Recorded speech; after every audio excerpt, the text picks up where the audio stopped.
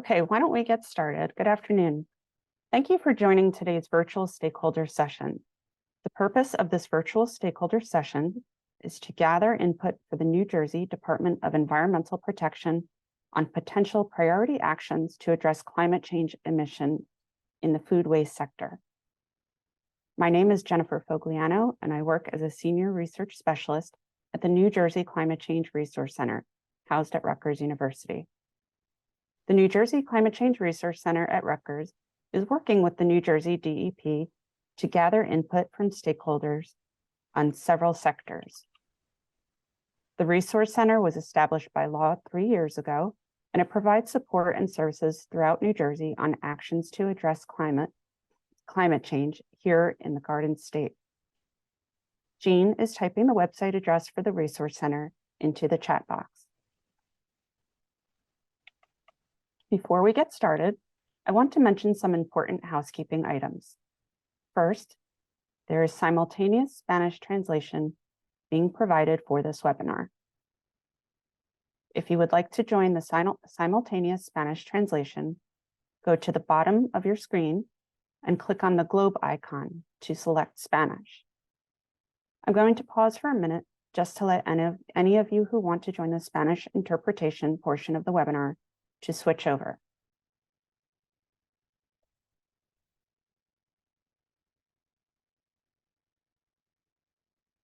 A second housekeeping topic that I want to address is that several of you expressed interest in using closed captions as part of this webinar. Matt, can I please ask you to explain how to use the closed captioning feature in this webinar? Next to the interpretation button, there's a closed captioning button that says show captions. Click it and they will be enabled. Great, thank you. The third housekeeping topic that I want to mention is that this webinar is being recorded, and the recording, along with the NJDEP PowerPoint presentation from today, will be posted on the NJDEP's Climate Pollution Reduction Grant Program website, which Jean is typing into the chat box.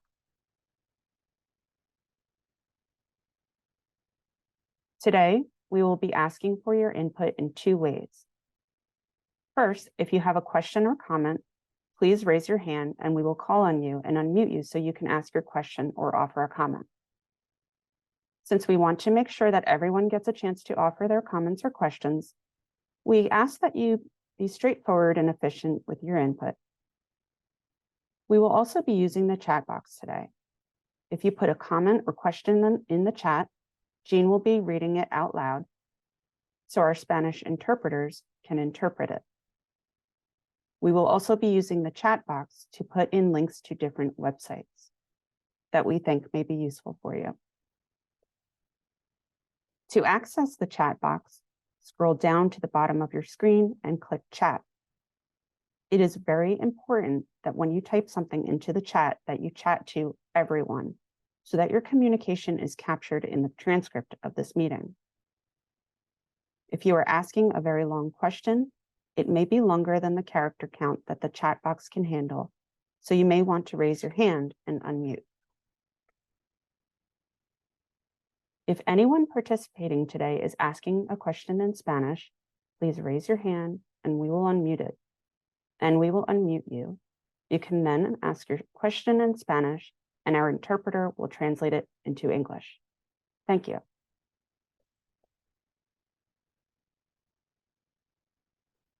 Now that we have covered housekeeping, let's begin our discussion. The Climate Pollution Reduction Grant, or CPRG program, is a national 2-phase program funded by the Inflation Reduction Act. In phase 1, non-competitive planning grants are provided by the United States Environmental Protection Agency, the US EPA, to states, local governments, tribes, and territories to develop and implement climate action plans. The state of New Jersey has received a $3 million grant from EPA to update and enhance the state's existing climate action plans. The first product that will be generated is a Priority Climate Action Plan, or PCAP, which is due to the US EPA in March 2024. PCAP will be highly focused will be a highly focused near-term list of measures that can be implemented quickly to help the state achieve its 2030 goal of a 50% reduction in greenhouse gas emissions. The PCAP will inform New Jersey's application for implementation funds under Phase 2 of the national program, in which $4.6 billion will be available in competitive grants to carry out greenhouse gas reduction measures proposed in the PCAP. The PCAP will focus on 6 priority areas: transportation, buildings, electric generation, food waste, halogenated gases, and natural working lands. This stakeholder session is specifically focused on the topic of food waste. The input that NJDEP receives from you will be used to inform the development of the priority action plan. The focus for this discussion is near-term priorities. You can go to the NJDEP Climate Pollution Reduction Grant Program website, which Jean is retyping into the chat box. You can go there to find dates and register for stakeholder sessions on other topics. That same NJDEP website is a valuable resource for stakeholders for other reasons. On that site, you can find the NJDEP's program work plan that was approved by US EPA. And you can also find the presentation slides and a recording of the NJDEP kickoff webinar for the Climate Pollution Reduction Grant Program. Our agenda for today is straightforward. In a minute or two, I will turn things over to the team from NJDEP, who will give a presentation of approximately 20 to 30 minutes on potential priority climate actions for the food waste sector that are under consideration for inclusion in the PCAP. We will open it up for all of you to ask any clarification questions on the DEP presentation for about 10 minutes. From there, we will launch into a discussion for approximately an hour about your thoughts on potential priority climate actions related to food waste that I will facilitate.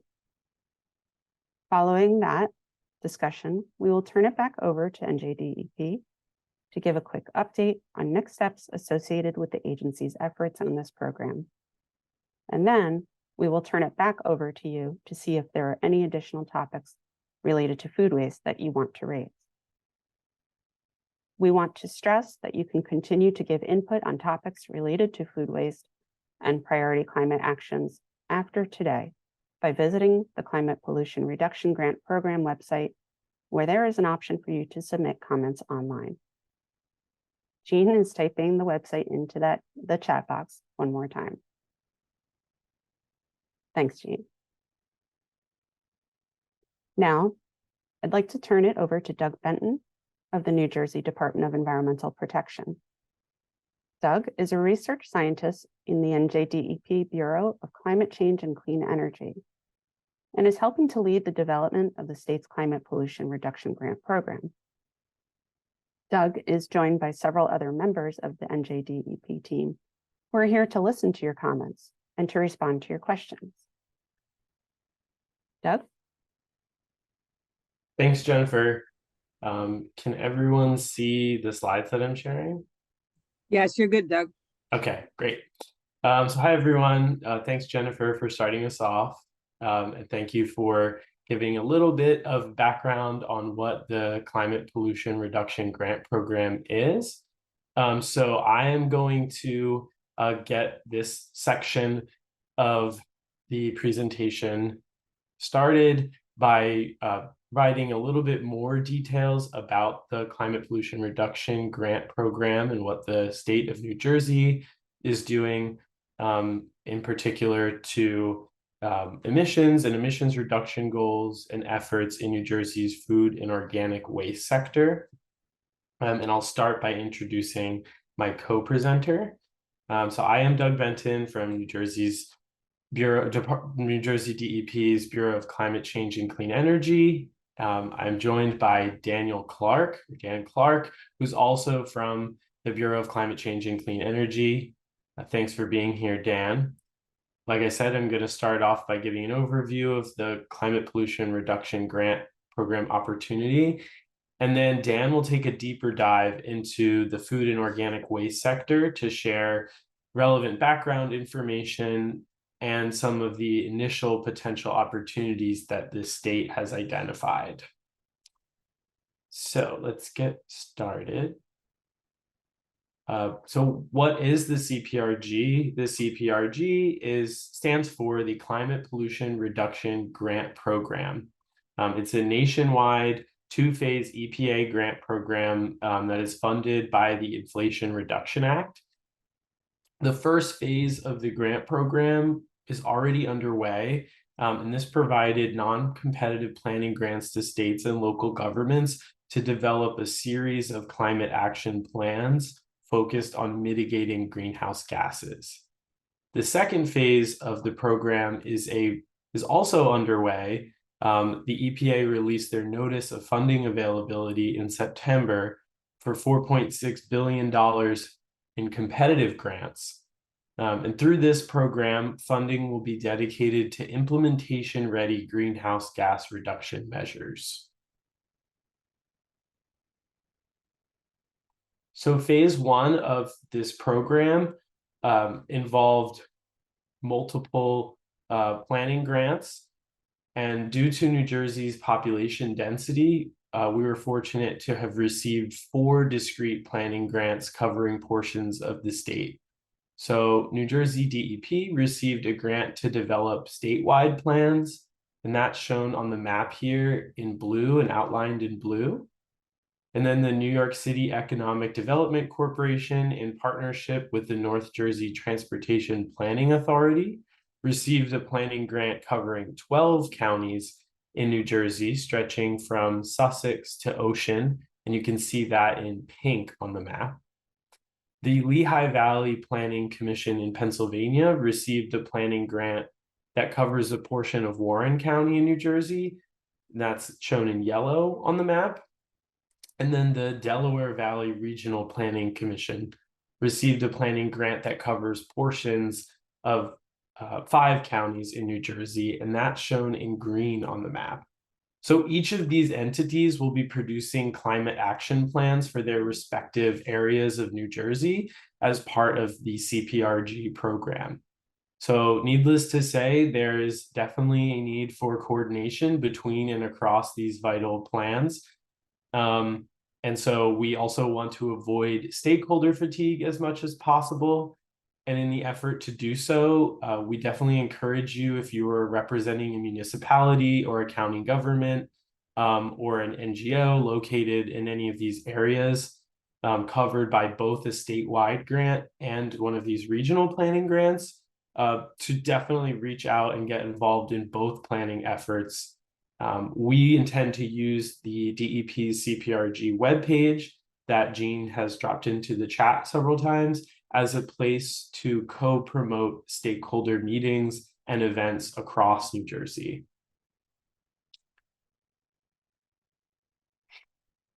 So the planning grants from the EPA involve several deliverables. The first deliverable required from this grant by the EPA is a priority climate action plan referred to as a PCAP. And this is due on March 1st of 2024. As per EPA guidance, the PCAP is meant to focus on near-term implementation-ready greenhouse gas reduction measures.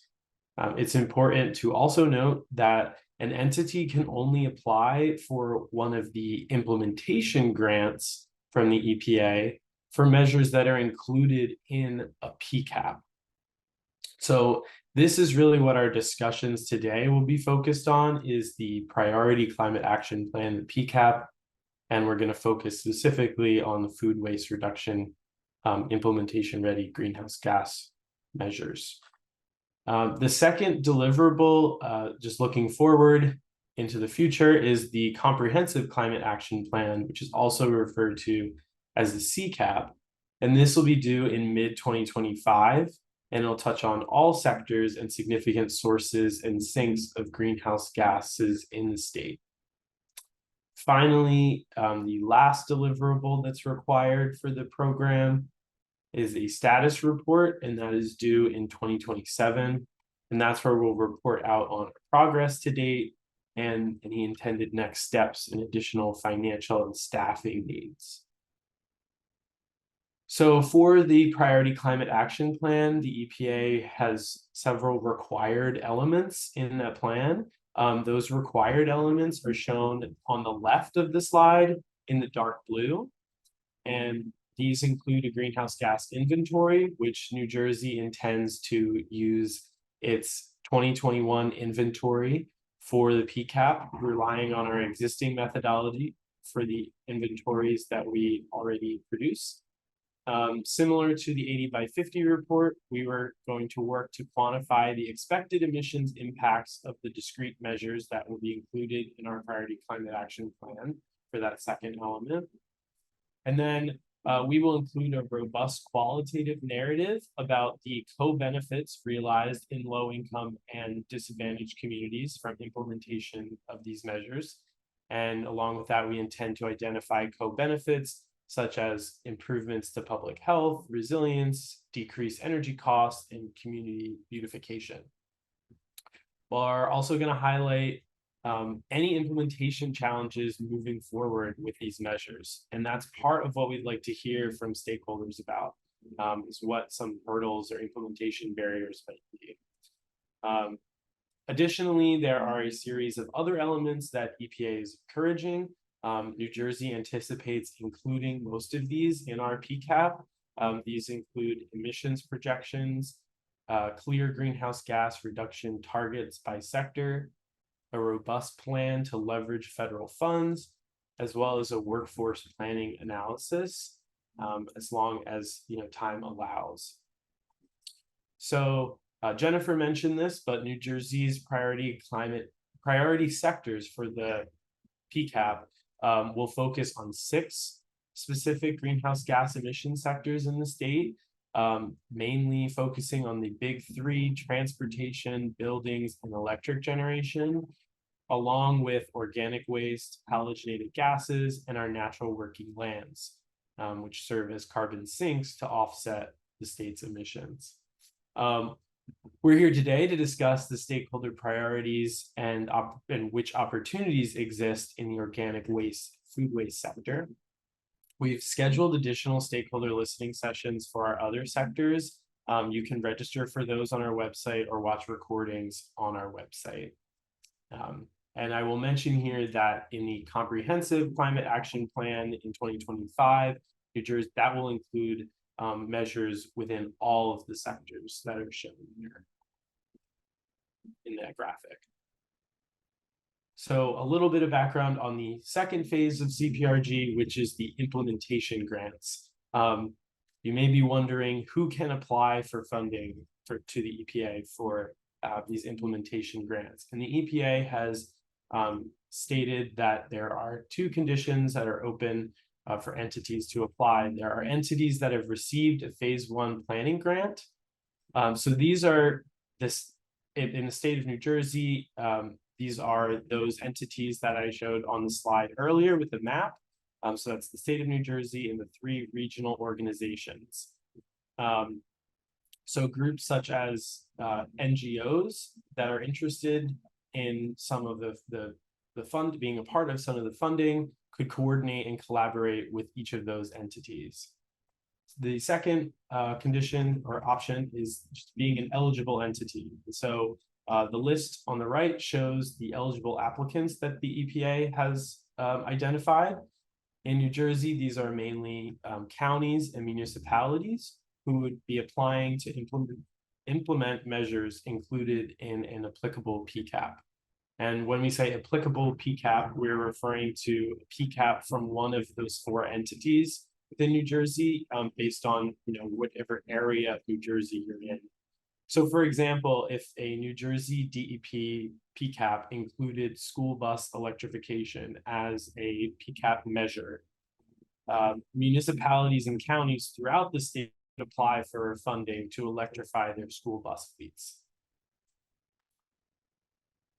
There are a few additional considerations with the implementation grant, those being that the EPA has said eligible entities can submit at most 2 lead applications. So they can submit one as an individual or as the lead of a coalition, in which coalition is defined as a group of 2 or more eligible entities. Eligible entities, though, can be a partner in numerous coalition applications if they wanted to be.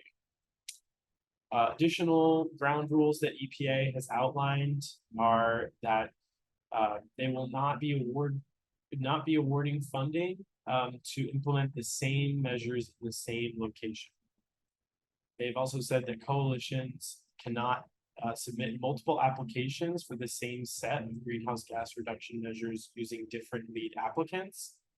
And then the applications themselves will be evaluated as a whole and will not be assessed by individual greenhouse gas reduction measures. So just some key deadlines for the CPRG here. The green items are those that are related to the implementation grants, and the blue items are those that are related to the planning grant. So our timeline for the statewide development of the statewide PCAP is shown here, and you'll see that we are within this green section where we're doing stakeholdering for the PCAP, and with the intention of releasing some sort of draft PCAP framework in January for public comment.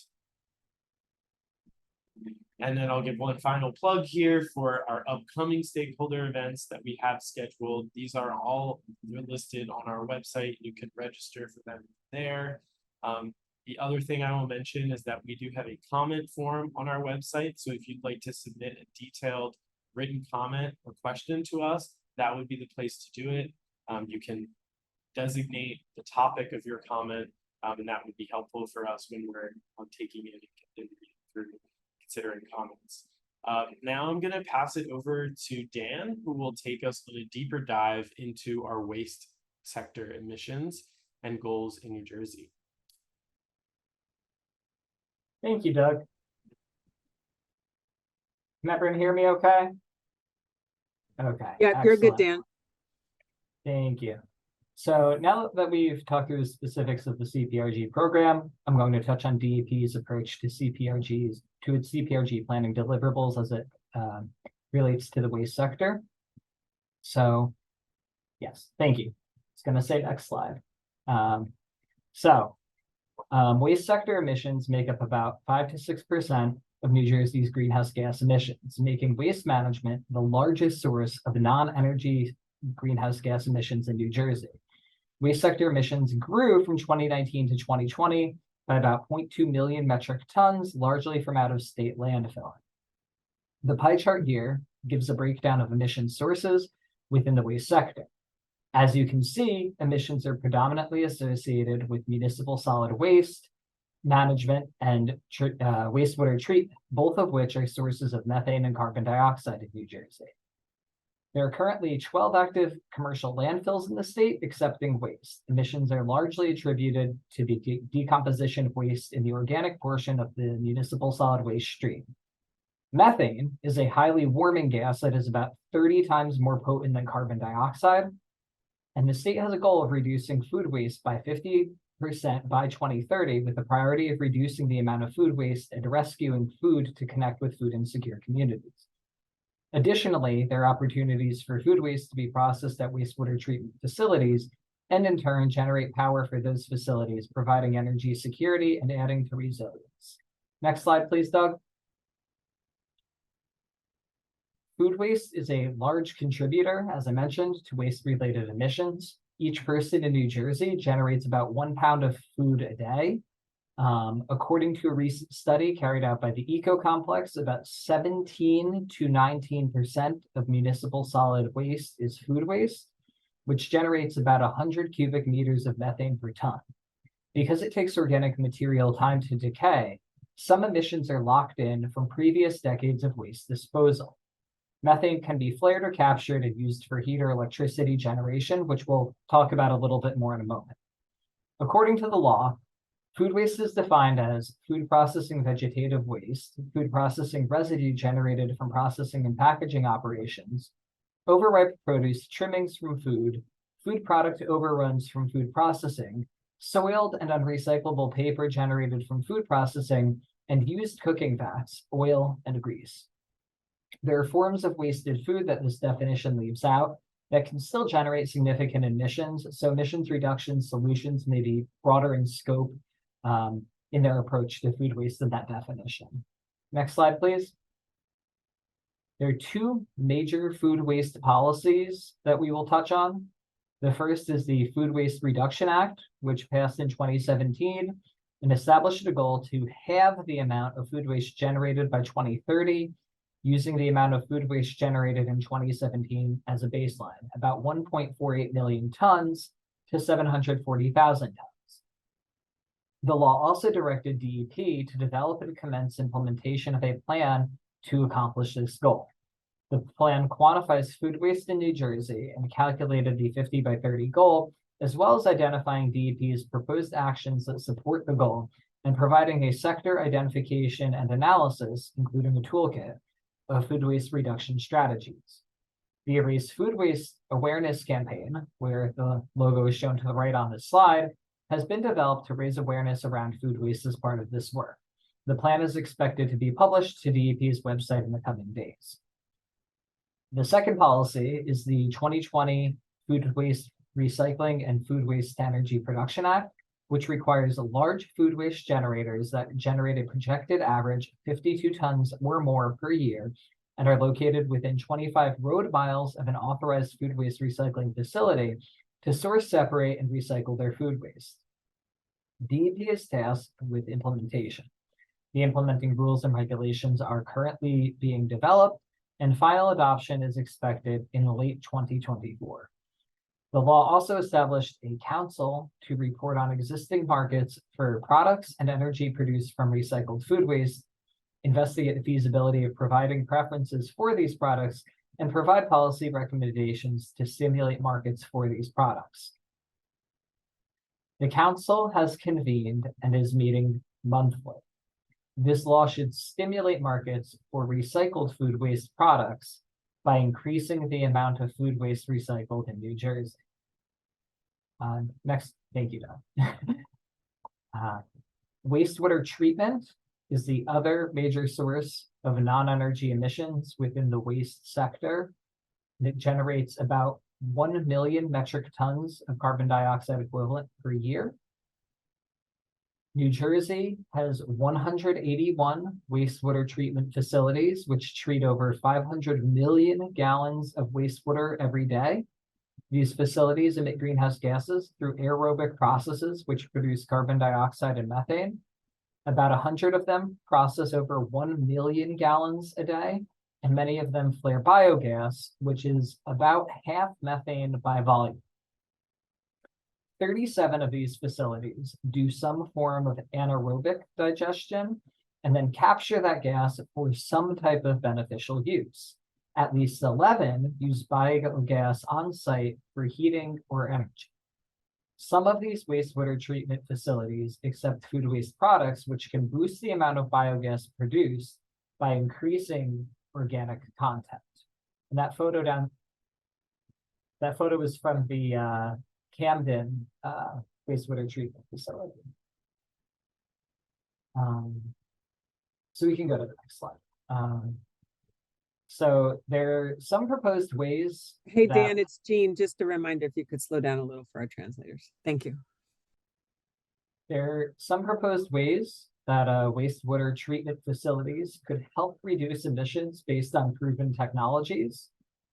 Food waste can be used in digesters to increase biogas production, which in turn can allow wastewater treatment facilities to do more dewatering and drying on site. Additionally, it creates a market for food waste products, lowering the emissions from the landfilling of food waste. Together, these activities can also reduce transportation emissions from moving around food waste or sludge. Other potential ideas include beneficial land application, and the use of biogas in local microgrids where appropriate. A recent Science Advisory Board report, and that's the bottom bullet there where it says SAB, that's the Science Advisory Board, found that there was potential for expanded anaerobic digestion at least 22 wastewater treatment facilities. Food waste used in digesters could provide between 0.21 and 0.65 terawatt hours per year of electricity, which would offset emissions generated from using fossil fuel-based generation. Additionally, 7 landfills have the capacity to collect methane, which could be used to produce renewable natural gas. Next slide, please. There are currently 2 facilities permitted to accept food waste, which meet the definition of authorized food waste recycling facilities under the Food Waste Recycling and Food Waste Energy Act. And that's the 2020 law that we talked about a couple of slides ago. Those 2 facilities are the Trenton Renewable Power in Trenton and Waste Management's core facility in Elizabeth. Both facilities are permitted to accept food waste for recycling under a Class C permit. The map on the right shows both facilities and a 25-mile radius around each, representing the area where large food waste generators may be required to comply with the law's source separation and recycling requirements. Existing regulations require all food waste composting operations to occur indoors unless a research, development, and demonstration, RD&D, approval is obtained and can demonstrate that food waste can be successfully composted outdoors without any negative health or environmental impacts. Smaller scale food waste composting may be allowed under certain exemptions. DEP is revising exempt recycling activities rules to promote food waste recycling for small and medium level composters, to remove the prohibition of accepting food waste from others and promoting composting at community gardens, and adding in-vessel and covered windrow composting in outdoor setups with environmental safeguards. Next slide, please. Through the department's Recycling Enhancement Act grant program for higher education, a handful of investments has been made across the state. In the past 5 years, through the REA, which is the Recycling Enhancement Act, the DEP has funded the following projects: 6 food waste recycling programs in higher education, including Princeton's SCRAP, and that's all total, all uppercase letters, SCRAP lab, which is pictured. Rutgers University, Raritan Valley Community College, Bergen Community College, Kane University, and NJDEP. It has also funded a TCNJ project that provided funding towards Sustainable Jersey to conduct research on best practices for developing new and upgraded Sustainable Jersey food waste actions. The Rutgers New Jersey Leaves No Bite Behind environmental education program for food waste education in elementary schools was also funded through an REA grant. An NJIT study to mitigate contamination of PFAS, PFAS, and microplastics in food waste recycling was also funded, as well as Stockton University's New Jersey Food Asset Inventory and Mapping Project to create an interactive food asset map with accurate estimates and excess of food availability. DEP has also been awarded almost $500,000 in funding through the EPA's Solid Waste Infrastructure for Recycling grants, which are commonly called SWIFR grants for states and territories. These grants fund projects that will improve post-consumer materials management programs through planning, data collection, and the implementation of plans. 2 main projects to come out of this are, first, the Food Waste Management and Planning Guidance and Toolkit, and this will encourage local governments to support the statewide recycling of food waste reduction goals through food waste prevention, recovery, and recycling. The guidance will provide strategies for prevention, donation, and the diversion of food waste from landfills, identify available infrastructure in New Jersey and applicable regulations and policies, and identify roles and responsibilities of key decision makers, among other things. The toolkit will also provide steps to apply this guidance to implement a successful program. The other big project is the New Jersey specific estimation tool. And through that, data will be collected by conducting waste characterization studies at certain food waste generating businesses to help inform the development of a tool that helps generators determine how much pre and versus post-consumer food waste is being generated. This will allow businesses to determine whether they are required to comply with food waste source separation and recycling requirements of New Jersey's food waste recycling and food waste energy production law, and support more accurate food waste tonnage reporting. This is important as the law does not apply to post-consumer materials. This is a 3-year grant, which started on October 1st, 2023. All work will be subcontracted out, and DEP will issue a request for proposals or an RFP and select subcontractor within the first year.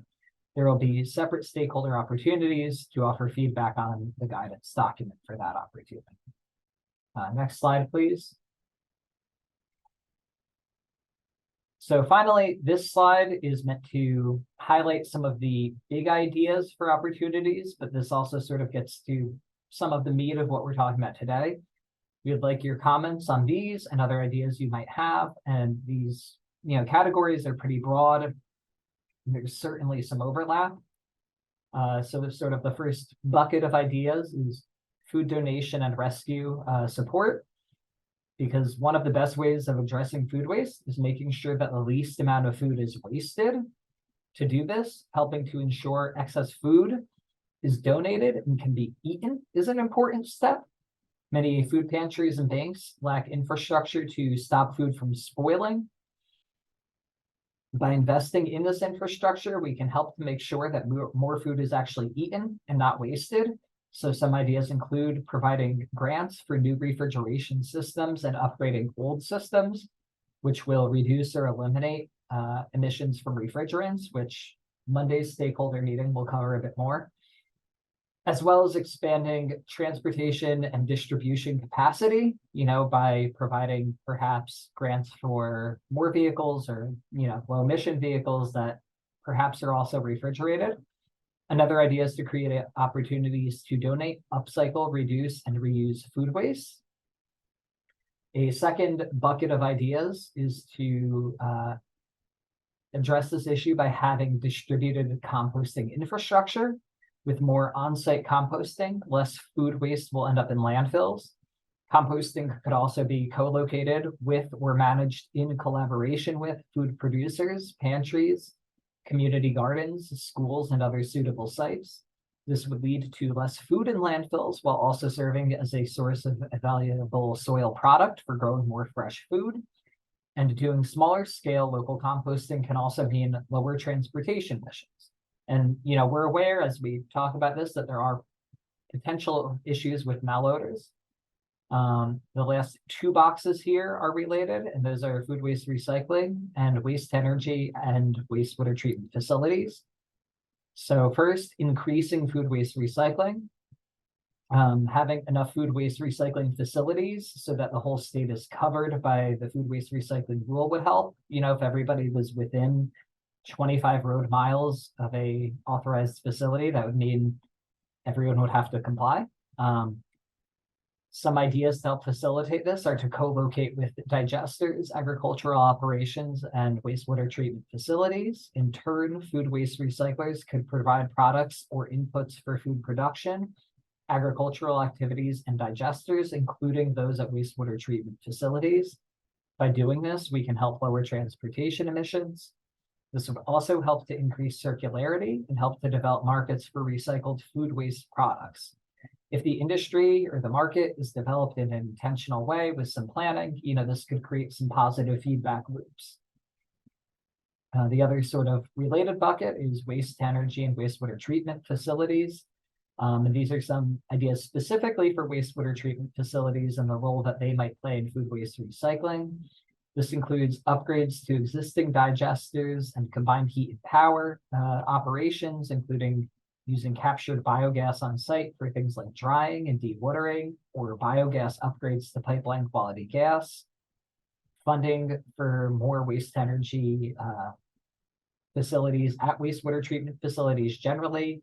These are things that maybe aren't currently economical, or the money might not be there, but could be economical, but perhaps some form of loan or grant could make this happen or make it more feasible.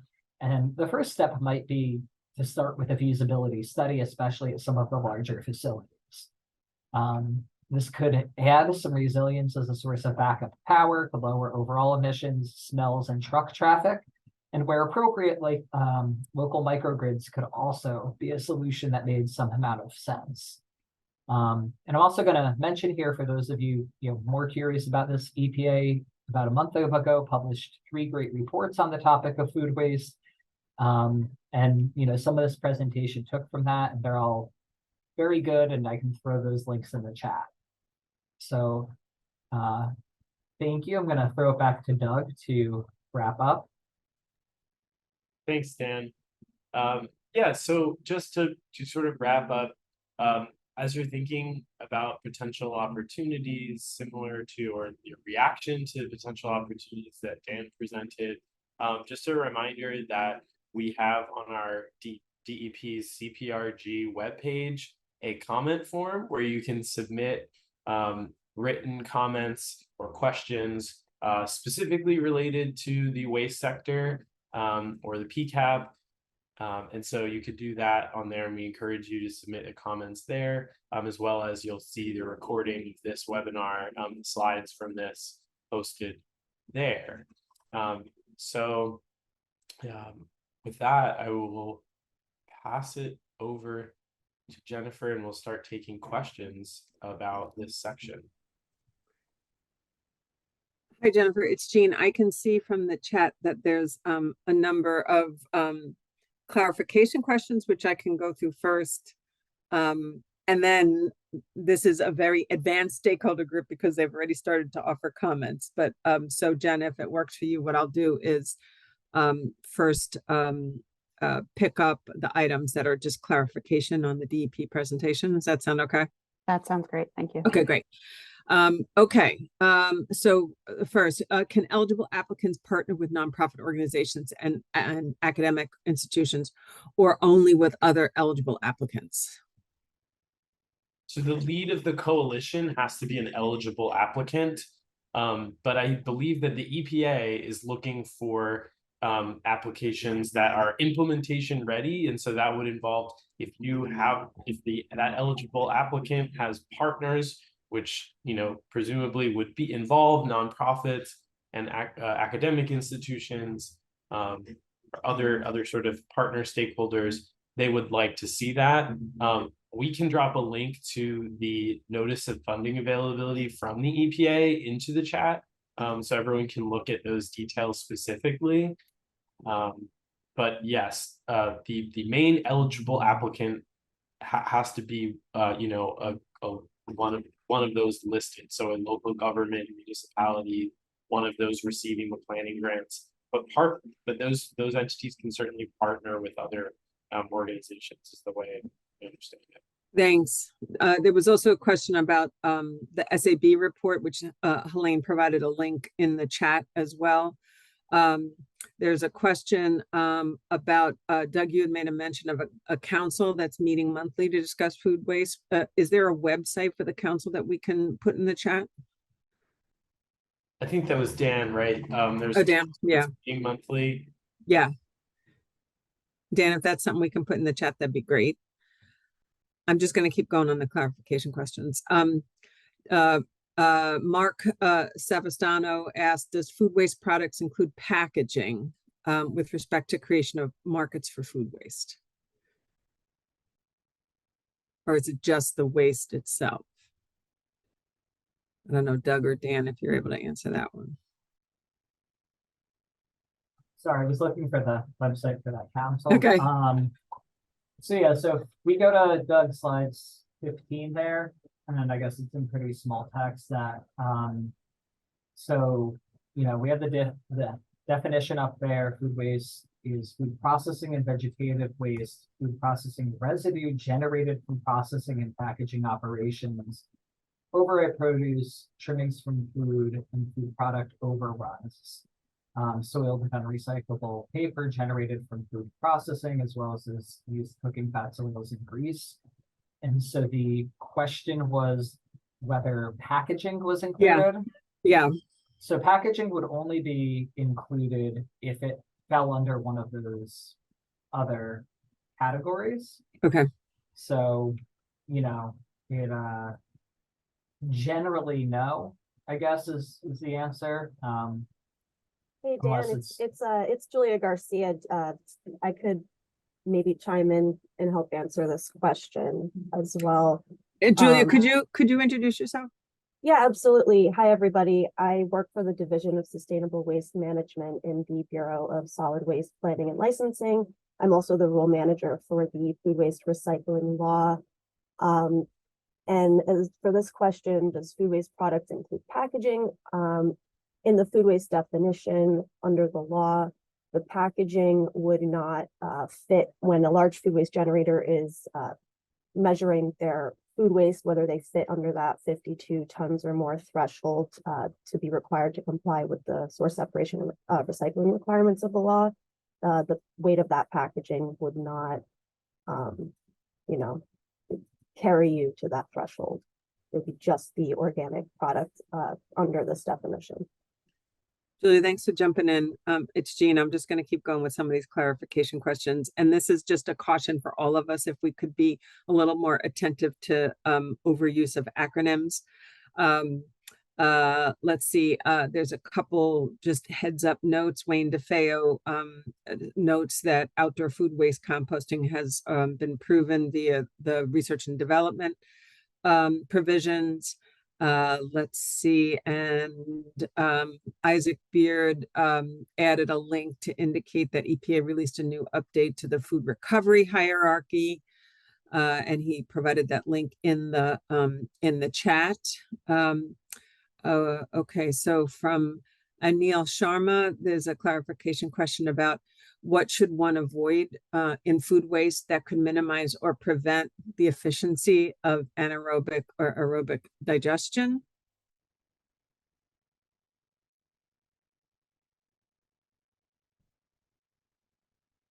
Any thoughts on that one? I'm not an expert on digesters, so I'm going to caveat this with that.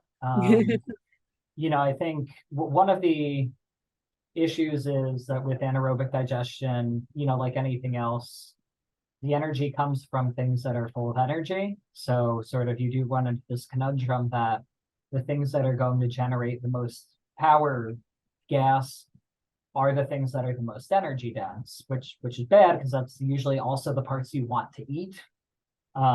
So, you know, you don't want to encourage digestion, you know, anaerobic digestion, be like, oh yeah, you should be, you know, throwing your good olive oil or sugars down the drain.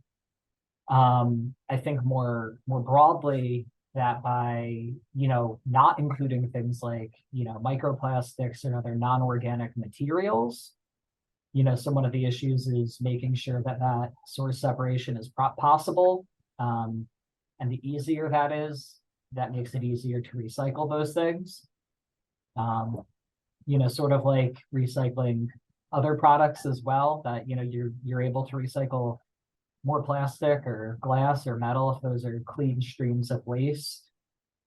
I see Ryan here in the chat and said avoid too much salt, sulfur, manage nitrogen. Yes. So. Okay, thank you. Thanks, Dan. Again, I'm still focused, Jen, on the clarification questions. From Dan Hauben, can a municipality through the grant program theoretically fund a commercial sized biogas unit for installation at mega malls that generate a lot of food waste? Obviously, assuming that it has consent and cooperation from the mall operator.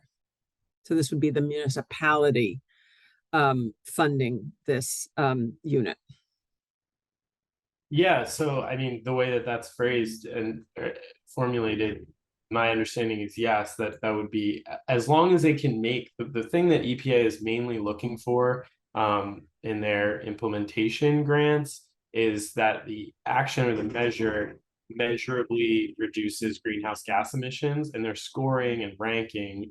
They're going to be scoring and ranking applications based on to what degree, you're going to get emissions reductions from that activity, and kind of like the cost effectiveness, like dollars per metric ton are going to happen for that. So yeah, and as long as that applicant is an eligible applicant, that presumably would be something that would be fundable. Thanks, Doug. I see Wayne DeFeo has his hand up. So Wayne, I'm gonna unmute you. And again, I'm still on clarification questions, so we'll get to comments and things in just a minute. But Wayne, you should be able to speak at this point. There, I think you can hear me. Yeah. All right. I'm not certain then that this fits here. Just to be clear, I am Wayne DeFeo. I'm also the chairman of the Food Waste Markets Development Council. I was going to make a comment, so if you prefer to finish the other items first, I can wait. Wayne, if you don't mind, let's do that because I've got a number of kind of clarification questions, and I promise I'll come right back to you then. No worries. Okay. All right. That's that is a plan. Okay. I'm going back to clarification questions. Thank you. So a number of folks asked about the chat and the presentation and the recording of this webinar. The presentations, the chat will all be posted after this session on DEP's website. Let's see, I would call that a comment. Could some of the grant money be used to upgrade a waste treatment plant to a digester?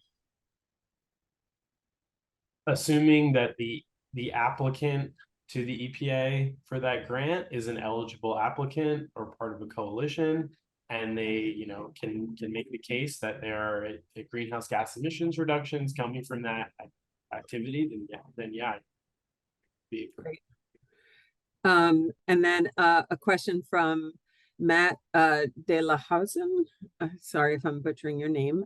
Is fertilizer policy and fees considered part of the scope within the scope of the PCAP? And are fees for compost lower than fertilizer in New Jersey? Yeah, so I guess if this question is geared towards what is within the scope of the statewide PCAP, I think this is like what we want to hear from stakeholders about. What items, what prior measures we should be including.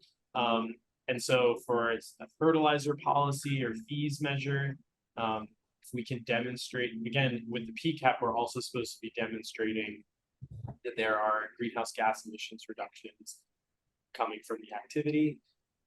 So if we can make a case for that, we could consider including that as part of our PCAP under this sort of the organic waste reduction sector.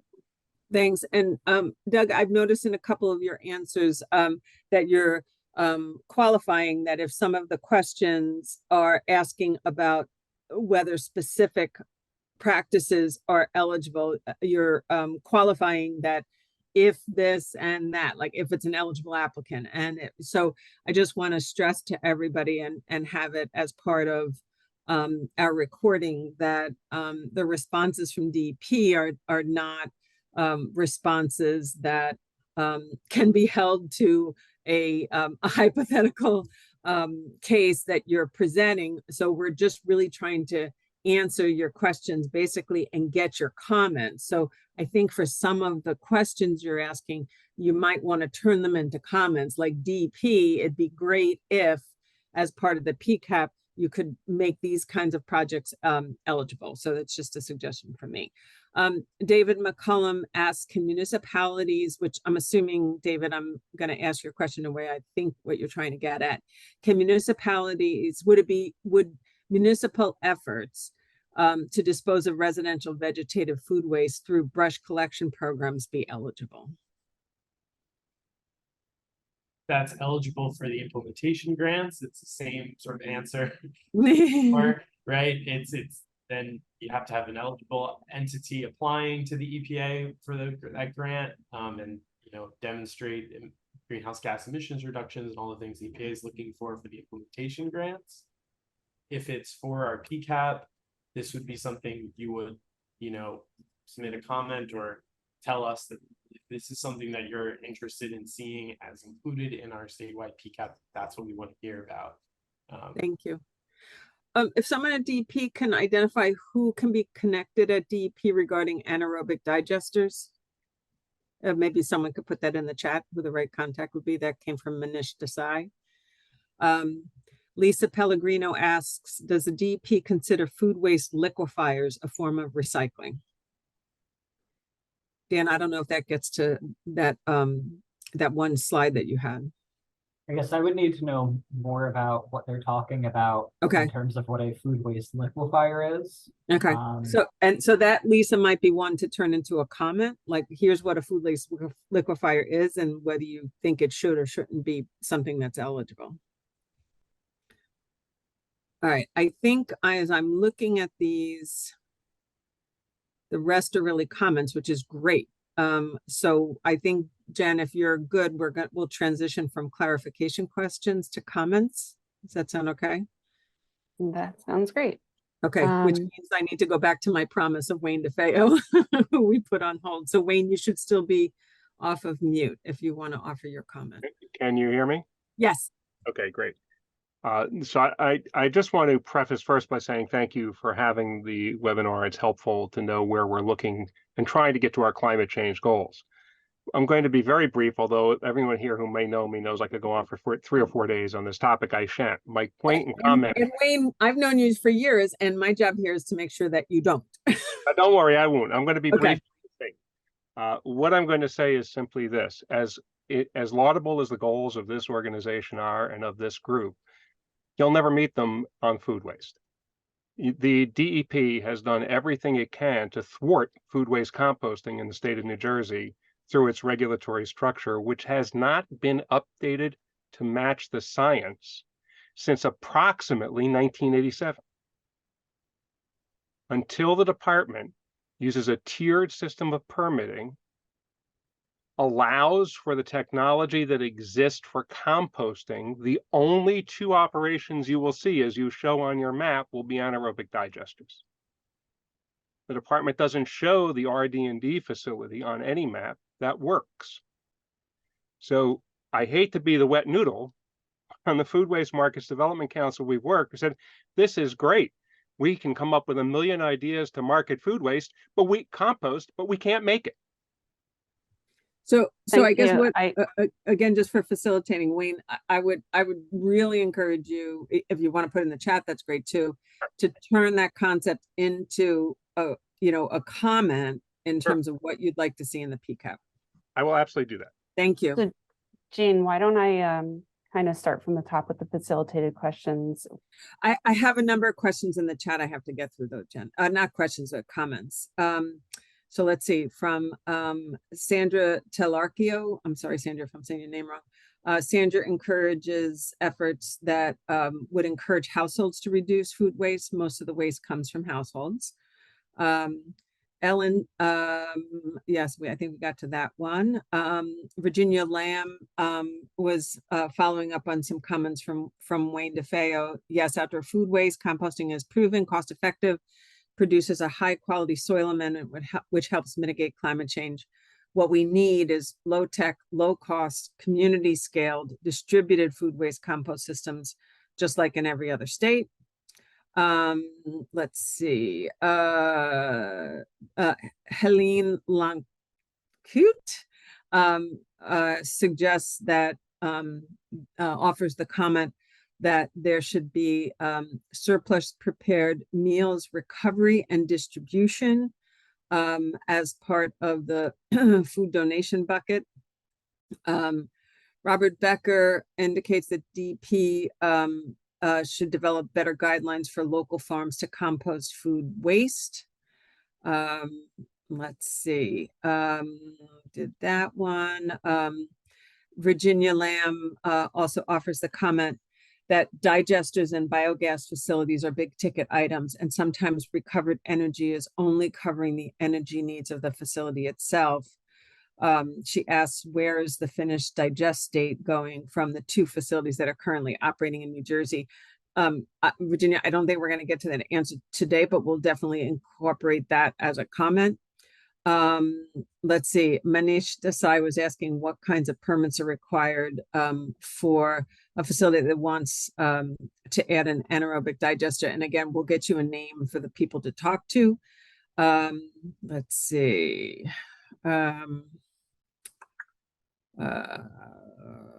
Okay. Mark Savastano, I'm going to turn this into a comment, Mark, which offers this thought that looking for opportunities to create efforts to address recycling, or more importantly, reduce plastic packaging of food waste, to be an eligible activity under the grants.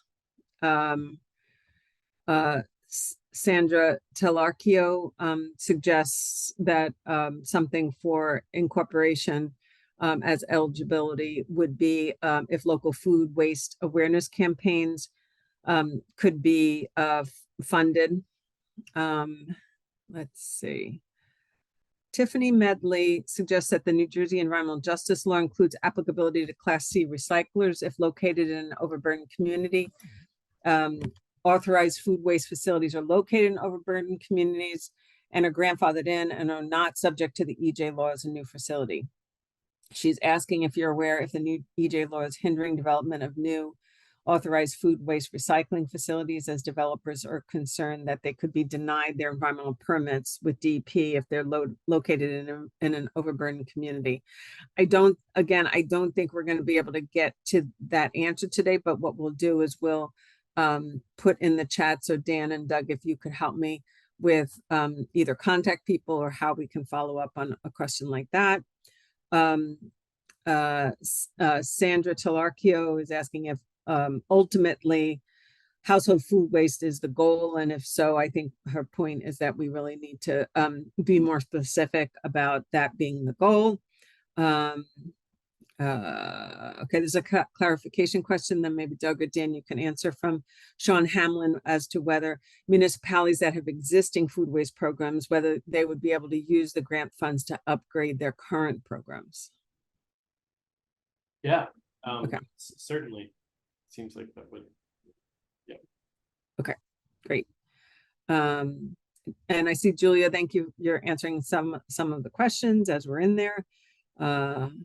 Okay, slow down, says our Spanish interpreters. Thank you. Okay, Jen, I think I have gone through the clarification questions.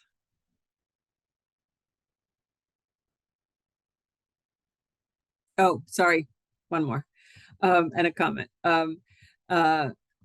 Matthew Wasserstein, I think, indicates that R&D permitting should incorporate all 3 relevant departments within the DEP, all 3 programs, if they're realistically going to be used as an avenue to test processing opportunities. So I think the idea here is that an RD&D permit should be relevant to all of the different programs at DEP that oversee these operations, and not just a single one. And then James Pfeiffer is asking a clarification question as to whether the New Jersey funding would be for new technologies would be able to be used to process food waste to energy. So James, if your question is about what New Jersey is going to apply for in our own, like the state's application to EPA, I would you can submit a comment on our comment form and use the drop down to say implementation grant comment or question, so that we know that's what your comment is about, and potentially connect you to folks to discuss like an idea about food waste to energy, and we can follow up about that. Okay, and then Jen, before I turn it over to you, there's a couple folks who, and this is a question from Matt Drews, who is our webinar manager, a couple folks asking how they'll be able to access the chat. And Matt, I believe that part of what will be posted here will be a downloaded transcript of the chat. Does that sound right? Yes, anyone who wants to chat, just make it known in the chat right here, and I'll keep track of people's names and send them to them afterwards. Thank you. Okay, Jen. Oh, hi, just had to unmute myself. Okay, well, thanks, Jean. And to an extent, we've already heard a little bit from people about the questions I was going to throw out there, but just want to make sure we open it up to everyone for the development of the Priority Climate Action Plan. DEP wants to hear about your overall priorities for food waste. So please let us know, if you haven't already, what your priorities are for food waste in terms of greenhouse gas emissions reductions. I'll slow down, or carbon sequestration. And maybe let's take a minute or two on that. Again, you can raise your hand or put it in the chat. And Jen, if you want to maybe put the question in the chat, that would probably be helpful too, to reiterate for folks. Sure, I'll type it in.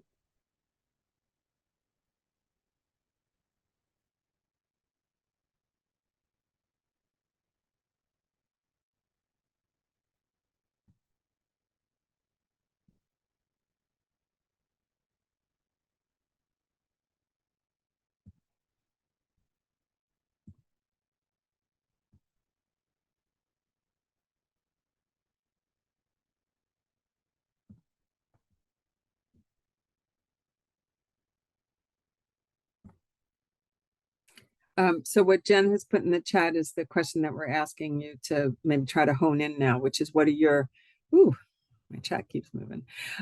What are your priorities for this sector in general, right? So this is a very general question.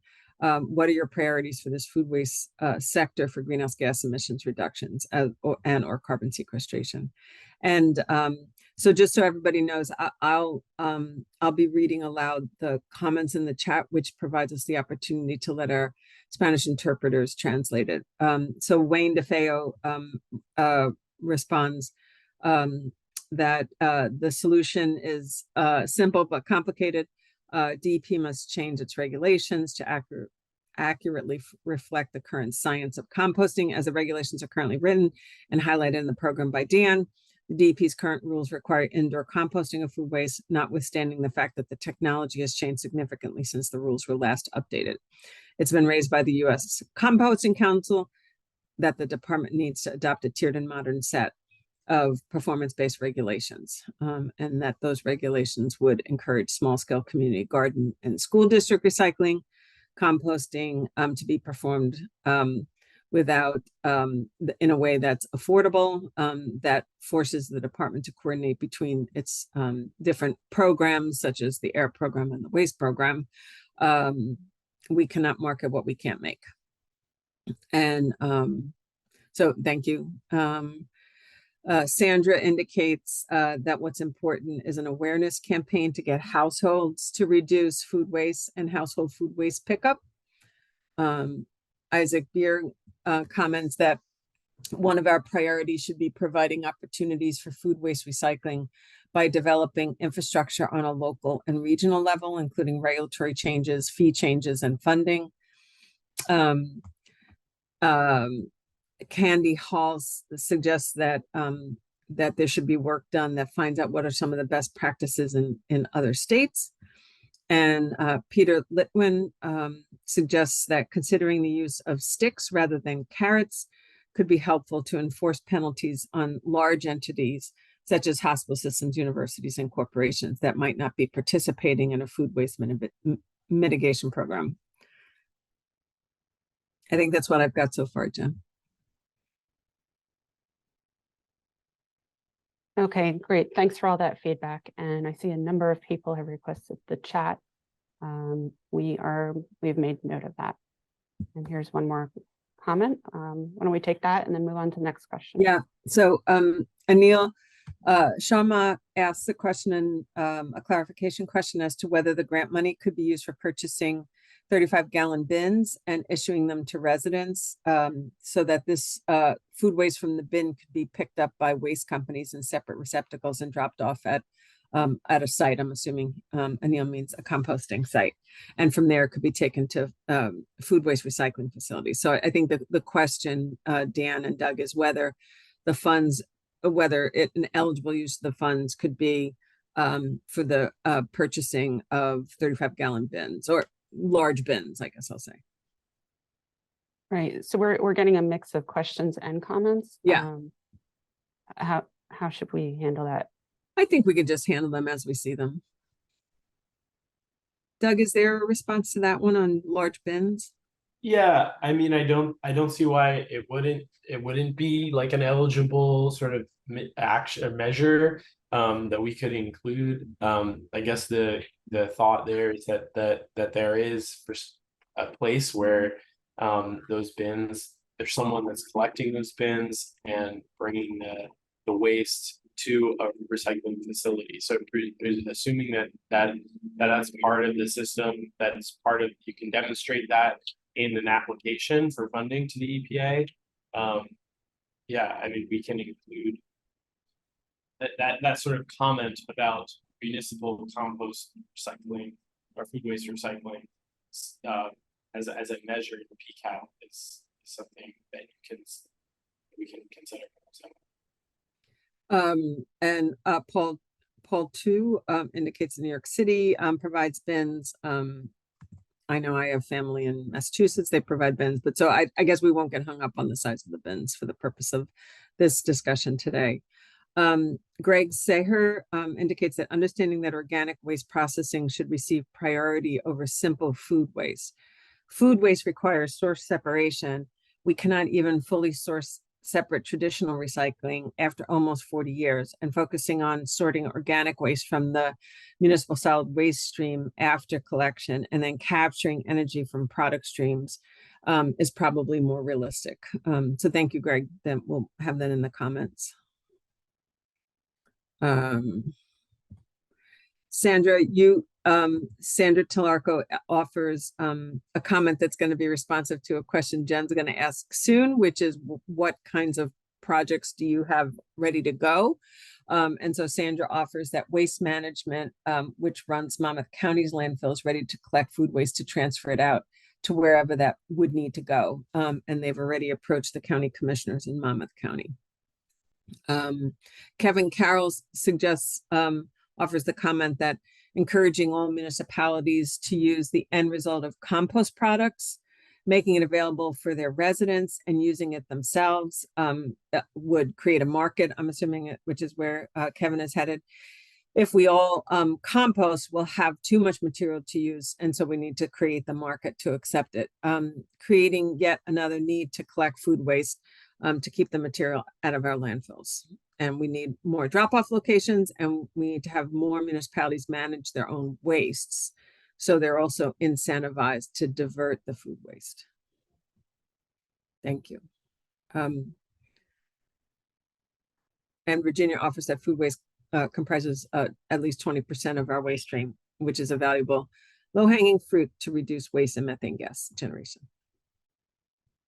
Okay, Jen, I think you can move on. Thanks for telling us a bit more about your priorities. And we also heard you touch upon the next question, which is we wanted to hear about barriers and challenges, but if anyone else would like to offer their thoughts on what you think are the largest barriers and challenges that you face in implementing measures to reduce greenhouse gas emissions or sequester carbon and food waste, please share. We can take a couple minutes for that. And Jenny, you're going to type that question in the chat? Oh, yeah. Okay, thanks. I think when the comments we saw earlier were touching upon it more in generalities. Yeah. We can go deeper into that if anyone Yep. would like to offer specifics. That's great. Thank you. So I'm just keeping an eye on the chat. I just want to also remind you that, oh, Gary Sondermeyer, I was just going to say, remind you that you can raise your hand. And so I see that Gary Sondermeyer has raised his hand. And so I am juggling multiple things here. Aha. Matt, can you unmute Gary Sondermeyer while I'm juggling my chat box? Sure thing. Thank you.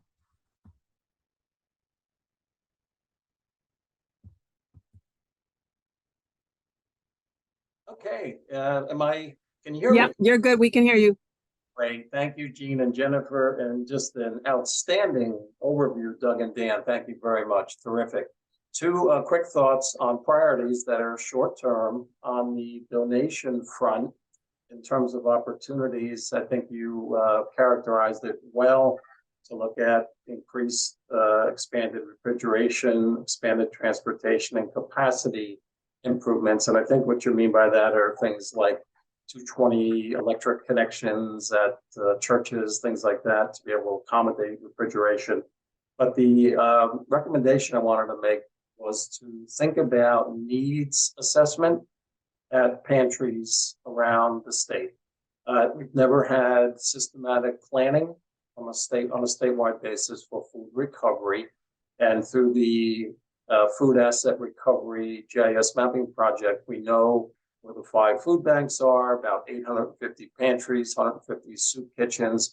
I think a really valuable thing that the state could lead would be a needs assessment of what these places need to be able to expand food recovery.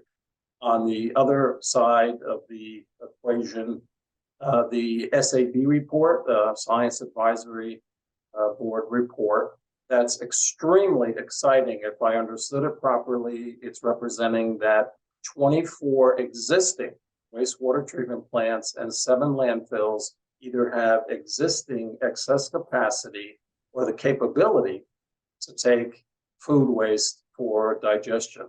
That is amazing. And my recommendation would be in the short term for the department to really take a strong advocacy role, to reach out to those wastewater treatment plants and the landfill owner operators, which are going to be counties, to do an assessment if there's interest, capability, feasibility to actually accept food. I mean, if we look at the core facility in Elizabeth, that is just a pretty simple processing facility to pulp material and bring it to the Rahway Valley Sewage Authority. That is the way to go to take advantage and maximum use of existing capitalized environmental infrastructure as opposed to trying to site and permit new facilities. So sorry for the long comment, Jean, but that's it. Thank you very much. I appreciate it very much, Gary. Thank you. So Jen has typed in the question that we're trying to focus on now in terms of what are some of the barriers. And Gary, I see your hands up. I'm assuming that's an old hand up. I did lower it. Okay. And I just want to remind everyone to, when you type your comments or questions in the chat, to make sure you clicked on everyone, because some of them look like you're wanting to say it to everyone, but it's just going to the host. So in terms of challenges and barriers, Sandra has pointed to that most people, I'm assuming Sandra means residents of the state of New Jersey, don't understand that food waste is a climate issue. Let's see. Isaac Beard is pointing to DP fees for a Class C facility are too much for anything but for the largest facilities. There's no tiered system. I think we've heard about that from Wayne. So Isaac is echoing that. Counties are not required in any way to have a plan to recycle food waste and can reject a facility that might come into their county.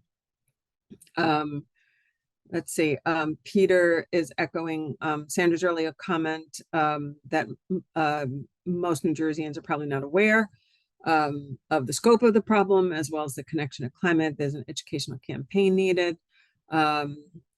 Wayne points to historically outdated siting laws that allows municipalities to stop new siting. I think that echoes what we just heard from Isaac.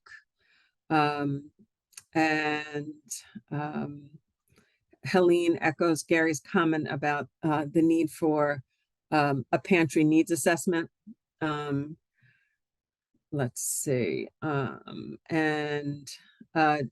Deborah Darby is asking a question that maybe DEP can answer in terms of whether the funding could be used by expanding the food waste recycling law to include post-consumer food scraps, meaning plate scraps, which Deborah feels would encourage schools and other institutions to undertake more robust programs. I don't know, Dan or Doug, if you're able to respond to that topic as to post-consumer food waste,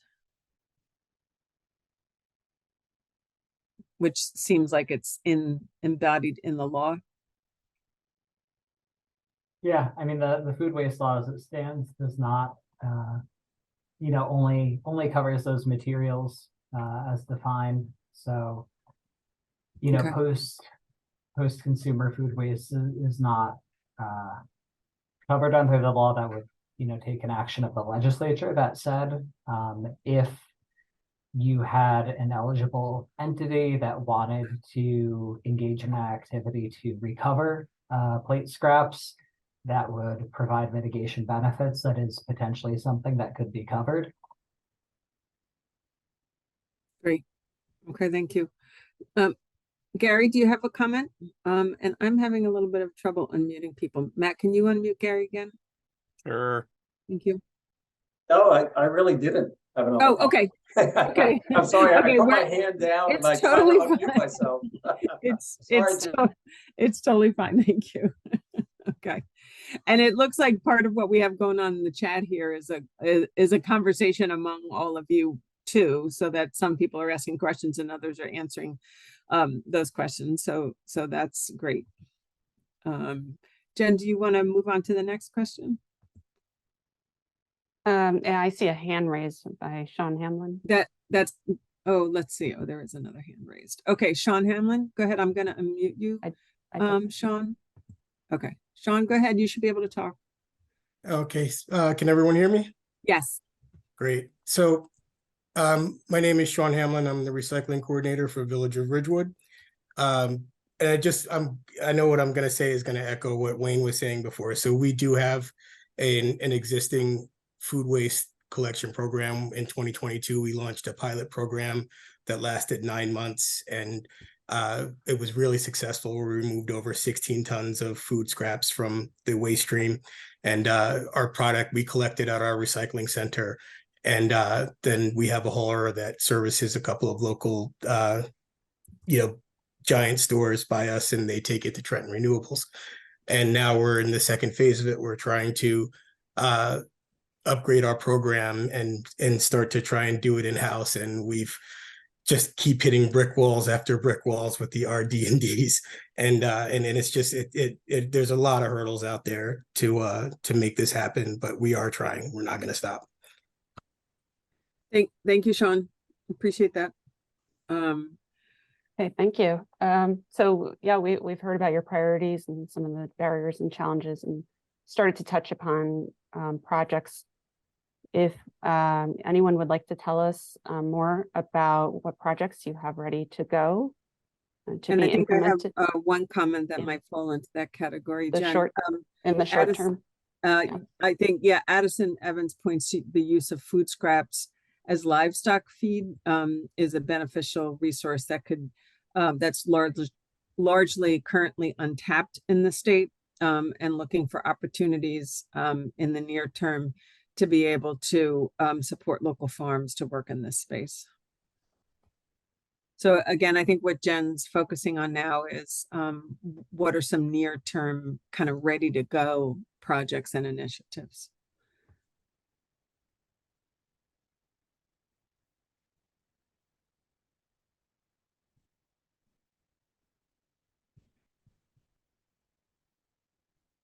And Wayne, we see your comment that DEP regulations are an obstacle.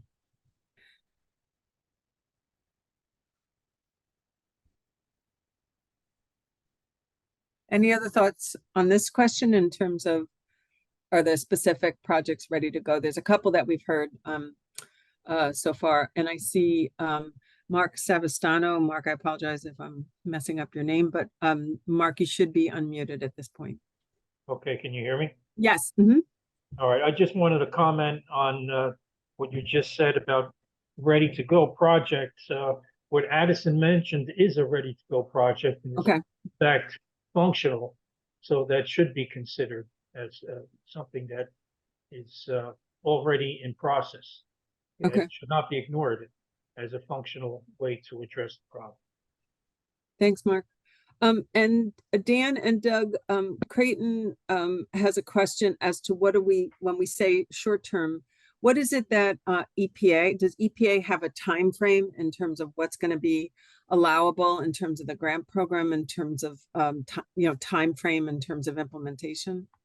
Yeah, so in their grant program notice of funding availability, they're going to score applications and the measures included in for the application on the greenhouse gas emissions reductions that you expect from those actions or measures by 2030 and 2050, and you want to be able to implement those actions within the year or so that you can prove that you are seeing the emissions you're expecting from them by presumably like the status report deliverable, which we shared, that's like 2027.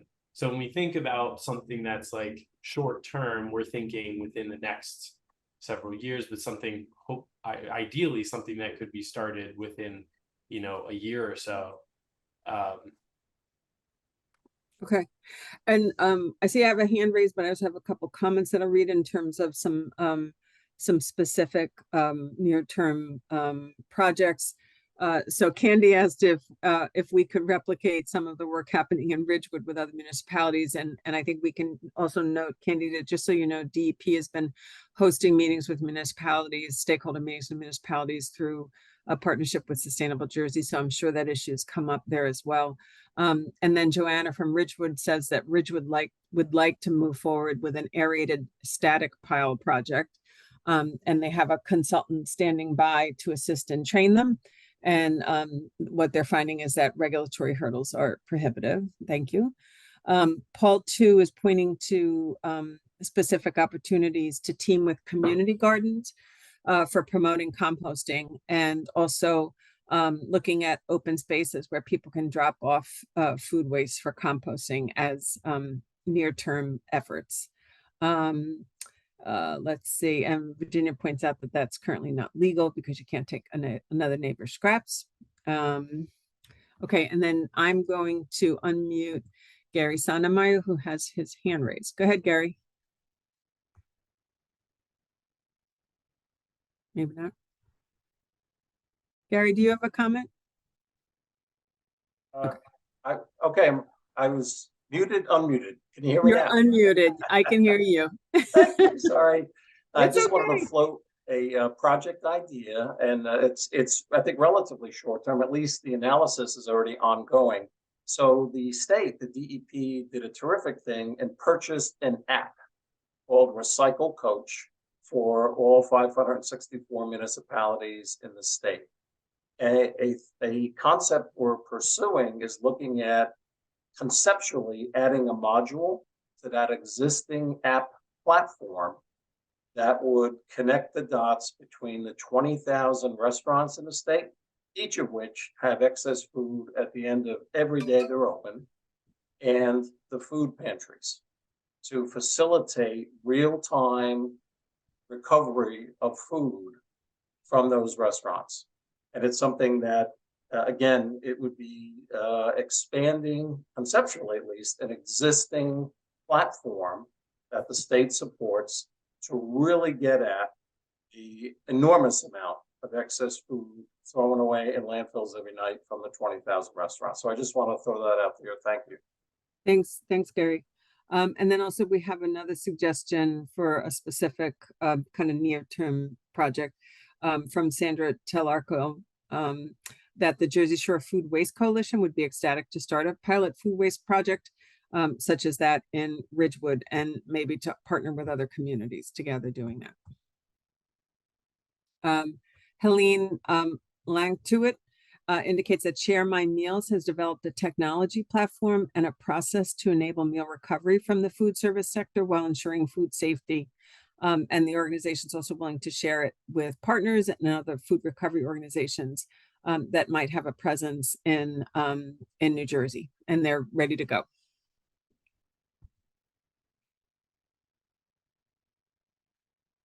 And Sandra's asking about use of the Good to Go app, which restaurants can offer for food at the end of a night.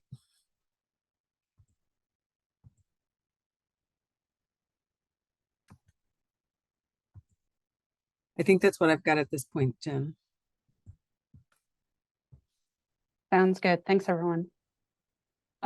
So next we want to change things a little bit. We would like to hear from you as to what are potential benefits that these actions could bring to low income and disadvantaged communities. So some examples of that, the benefits could include improved public health, increased resilience to climate change, enhanced community beautification, and the related physical and mental health benefits that come along with that, decreased energy costs, and creation of workforce development opportunities. Thanks, Jen. I'll And put then, that question in the yeah, chat. if you could put that in the chat, and then I'll note a comment from Virginia on potential near-term effort. Maplewood has a small food waste. Oops, I'm sorry, Virginia, my chat moved. Maplewood has a small food waste collection program for 70 homes, and kitchen scraps are hauled by Javas to Ag Choice. Participants pay the cost, so no risk to the municipal budget. About a ton of food waste is composted per month. So I'm assuming that Virginia is offering that as either a model project or one that could be expanded upon. And in the chat, Jennifer has put in the next question here that we're asking about potential benefits that the actions you have all raised today, and as well as the ones that DEP's presented in its presentation, could have to low income and disadvantaged communities in particular.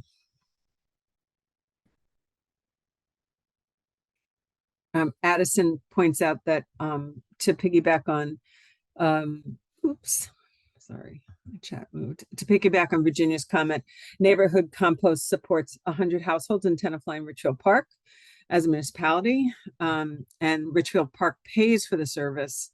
And Tenafly's municipality, the municipality of Tenafly, partially subsidizes it. And they also haul to Ag Choice and to livestock on the farm. Thank you. Virginia points to the potential for a near-term projects, and also the potential benefits to disadvantaged communities, that if food scraps can be recycled by community gardens into compost, it'll continue to improve local food production, better health, and more empowered communities. Thank you, Virginia. Isaac points out that producing compost has been provided to community gardens in low-income communities that help to contribute to growing fresh local food. Mark Savastano indicates that reducing trash collection translates into reduced air and noise pollution from trash trucks, and reduced trash means less litter, and reduced food waste means more food available to those in need. Thank you, Mark. And Matthew Wasserstein, I think. Matthew, I'm sorry, I've done this more than once, but the chat doesn't let me see the second half of your last name. Says that since most landfills are located in disadvantaged communities, reducing the amount of food waste that goes to there will reduce trust exhaust methane. Wasserman, thank you, Matthew. Since most landfills are located in disadvantaged communities, reducing the amount of food waste that goes to those landfills will reduce truck exhaust and methane, etc. Thank you. Gary, I see your hand is up, so you should be able to talk. Gary Sondermeyer. Great, thank you, Jane. Yep. Just want to quickly piggyback on what Virginia, Isaac, and others said about community gardens. They're an amazing resource within urban areas, and in Newark alone, we have something like 33 of them. I've visited a bunch of them. They are incredible. They're cultural centers, they're learning centers, they're a place to grow fresh produce. And I really would like to advocate for the department to look at New York City and Philadelphia and their models for how they've actually been very strong advocates to advance composting within community gardens. That's really where we need to be. We do have a piece of pending legislation that would exempt community gardens from DEP regulatory controls, and hopefully that'll get passed, be supported by the department. But I really think we need the state and the department to be advocates for expanding composting in community gardens along the lines. We have two great models in Philadelphia in New York City, and we should be following them. Thank you. Thanks, Gary. And I see. Jane, I'd like to just follow up on Gary's with some other questions I'll put in the chat. Yeah, and while you're doing that, I will identify a comment. Let's see. So Jennifer elaborated on our last comment, and Matthew Wasserman points to the work of ISLES, which is a nonprofit community-based organization in Trenton. Has more than 70 community gardens, and looking at opportunities to partner with them would be valuable, is Matthew's point.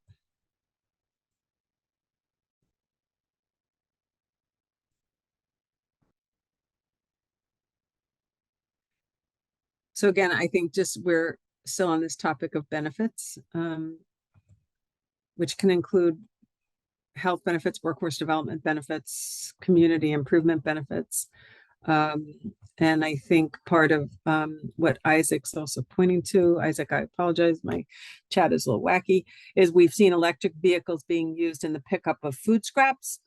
And this adds to the reduction of pollution from vehicles, and which can have double benefits of picking up the food waste, but also reducing emissions.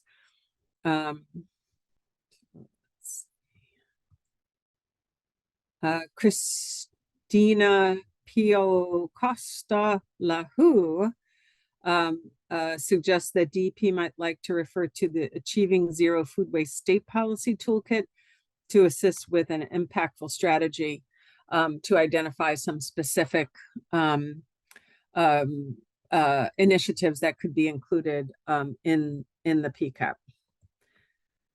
And I see Wayne DeFeo's hand is raised. Wayne, you should be able to talk. I did. I can. Yep. Going to Jennifer's question that you just posted in the chat, Jennifer. Yep. There are two ways that, first, let me point out that the actions to implement and to maximize these benefits are to expand the opportunities for food waste composting throughout the state. That's the simplest one. Compost can be used as a soil amendment. It is an additive to soil. We already know that food crops are less nutritious than they were in years past. And this is a way to help reverse that through regenerative farming and everything else. Going to your second question, B, the environmental justice law, which was raised, I've now dealt with that on several occasions, and it does not seem to be a major impediment. It is certainly a hurdle because you have to do more, but when designed properly, the programs don't seem to have a problem citing. Oddly enough, citing a food waste composting facility is more difficult in a non-EJ community because the residents hire lawyers using the arcane permitting process to stop the process. And lastly, the biggest benefits have been stated time and time again. Community gardens, local school systems, which have contacted me time and again, we would like to have food waste composting at our one school, collecting all the food from all of our other schools. They cannot do so. The law prohibits it. The community gardens, the first in Newark that contacted me, I had to tell them, I'm sorry, we can't let this go forward. We put it in the county plan, but the state said, no, sorry, even though it's 2 cubic yards, we want a $5,000 permit fee, which killed the project. How does this benefit low and moderate income communities to help encourage food health? So what can you do? The benefits are encourage local food growth that helps people of low and moderate means. That's it. Thank you. Thank you, Wayne. I know that part of what is needed as for DEP submittal to EPA is to attempt to document benefits that are specifically related to workforce development. So I just wanted to call that out as part of Jennifer's question. If folks have any comments or suggestions as to how the ideas that you've all suggested today could be developed in a way that could create opportunities for jobs, particularly for disadvantaged communities.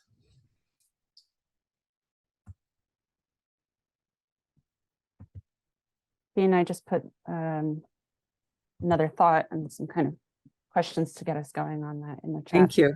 And I'll read those out loud. Thanks. DEP would like to hear from stakeholders, from you all, about your insights on issues related to workforce development associated with potential priority climate actions for the food waste sector. And this is kind of a two-part question to get us started. Number one, what are the most pressing workforce challenges in achieving or implementing the priority actions in the food waste sector?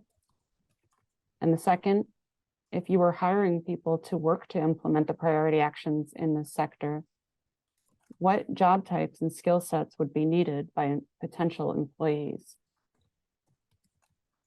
Thanks, Jen. Thank you.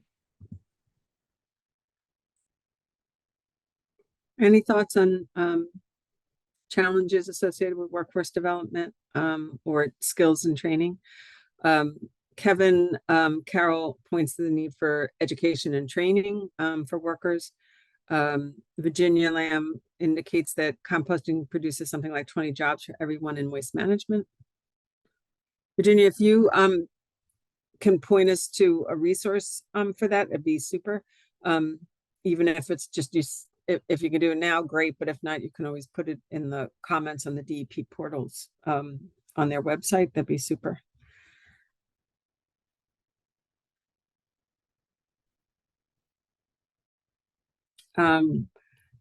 Isaac, oh, thank you, Virginia.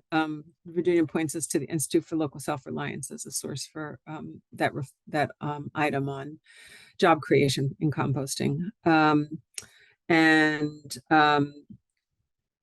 Candy says, let's also use this as an opportunity to learn from other states. Isaac Beard indicates that food scrap diversion needs people to divert the food waste, like drivers, and growing takes folks to grow the food, distributing the food, and every program is going to take education to be successful. Thank you, Isaac. Thanks. And Deborah put a link into that Institute for Local Self-Reliance report.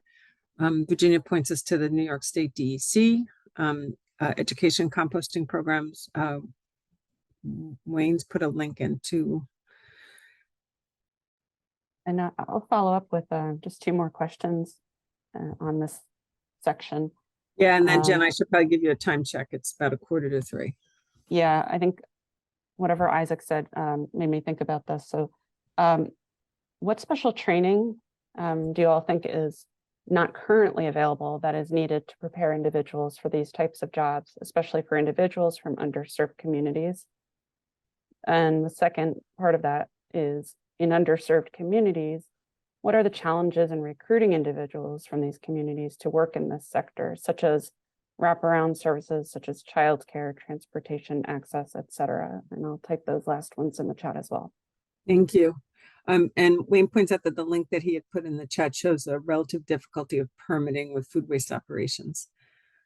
Okay, so Jen's current question is about what kinds of services, such as what's called wraparound services, whether that's transportation or daycare, things like that, are needed to support identifying workforce development opportunities for disadvantaged communities in this sector.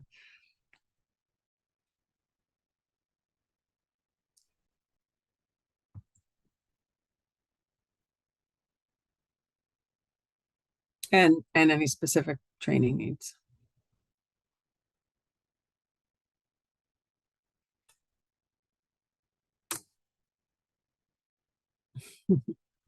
Isaac, thanks, Isaac.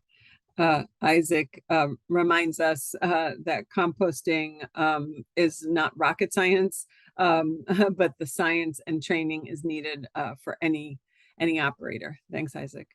And I see Christina Piocosta Lahu has raised her hand. And Christina, you should be able to talk now. Go for it. Yes, can you hear Yeah. me? Yeah.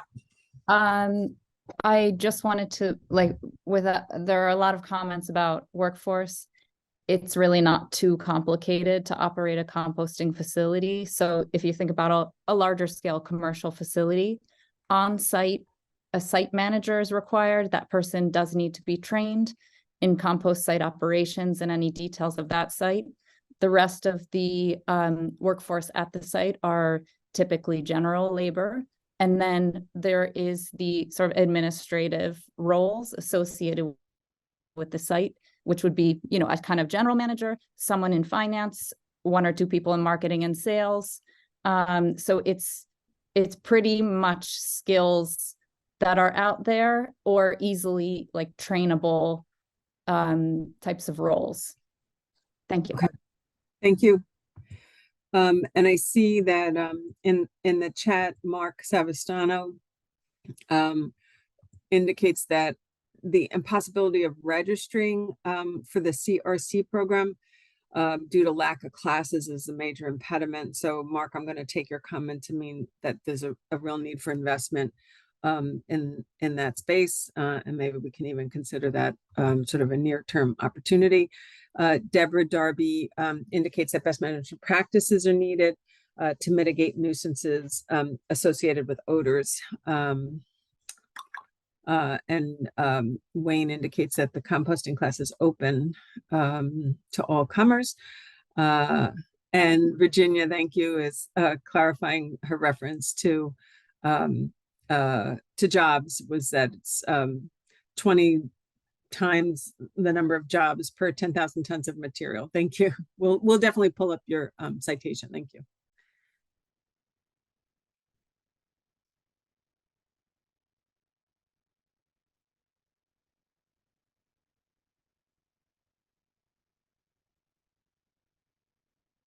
Any other thoughts on these issues associated with benefits to disadvantaged communities, including associated with creating jobs?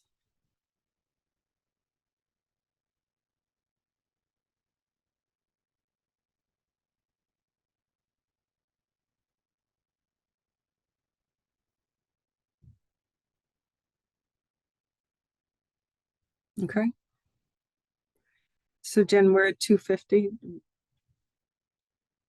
Yep. Great. Thanks. So those are really great questions and comments, everyone. Thanks so much for them. Why don't we turn it back to NJDEP now to offer thoughts on next steps? Yep. Thanks, Jennifer. So thank you all for attending today's climate pollution reduction grant program sector session on food waste in the organic waste sector and emissions reduction strategies in that sector. I'll just drop in the chat one more time our website, and that's where you can find our comment form, or you can submit us longer form written comments based on specific topics. You can also register for upcoming webinars. So Dan had mentioned some elements of HFC reduction or refrigerant emissions reductions that could come from this program. We are hosting a similar session to this on Monday, focused on halogenated gases or HFCs from refrigeration systems. So if you're interested in that, you can register for that on our webpage. And again, thank you all for attending and being such active participants in this meeting. We've received so many comments in the chat and just in discussion. So it's been really great to connect and hear from you all. I think that would be it, unless anyone else from DEP or Rutgers wanted to give any final remarks. we'll shoot an email to everybody who participated today to give you again, the link. I know we put it in multiple times, but to remind you to submit additional comments, including longer comments if you want, to the DEP portal.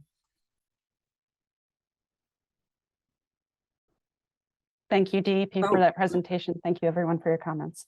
Thank you, everybody. I see a lot of thank yous. Thank you.